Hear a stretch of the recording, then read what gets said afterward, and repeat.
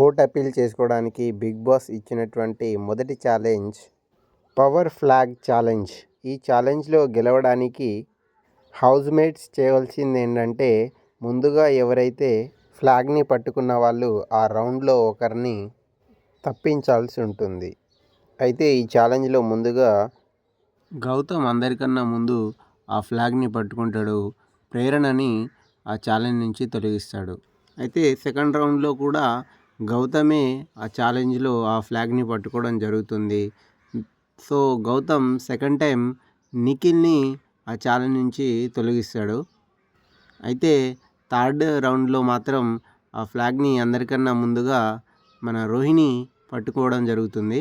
అయితే రోహిణి స్ట్రాంగ్ అయినటువంటి గౌతమ్ని ఛాలెంజ్ నుంచి తొలగిస్తుంది. తర్వాత బిగ్ బాస్ ఓట్ అపీల్ చేసుకోవడానికి సెకండ్ ఛాలెంజ్ని ఇస్తాడు హౌస్ మేట్స్కి. ఆ ఛాలెంజ్ ఏంటంటే నిలబెట్టు పడగొట్టు అని ఆ ఛాలెంజ్.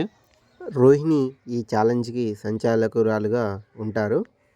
అయితే ఈ ఛాలెంజ్ ఏంటంటే, హౌస్ మేట్స్ అందరి ఫోటోలతో ఉన్నటువంటి ఒక వరుస క్రమంలో కొన్ని ఇటుకలను పేర్చి, ఆ ఇటుకలు ఒకదానికొకటి తగిలే విధంగా చివరిగా ఆ ఫోటో కింద పడేలా ఈ గేమ్ అనేది ఉంటుంది.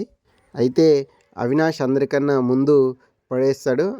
అతను పడేసే విష్ణుప్రియ ఫోటో పడేస్తాడు కింద. సో ఈ ఛాలెంజ్లో అందరికన్నా ముందుగా అవినాష్ విన్ అవ్వడం జరుగుతుంది.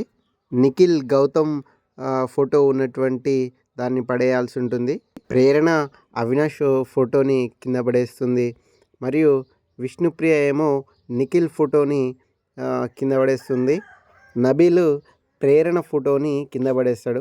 కానీ గౌతమ్ నబీల్ ఫోటో మాత్రం కింద పడేయలేకపోతాడు.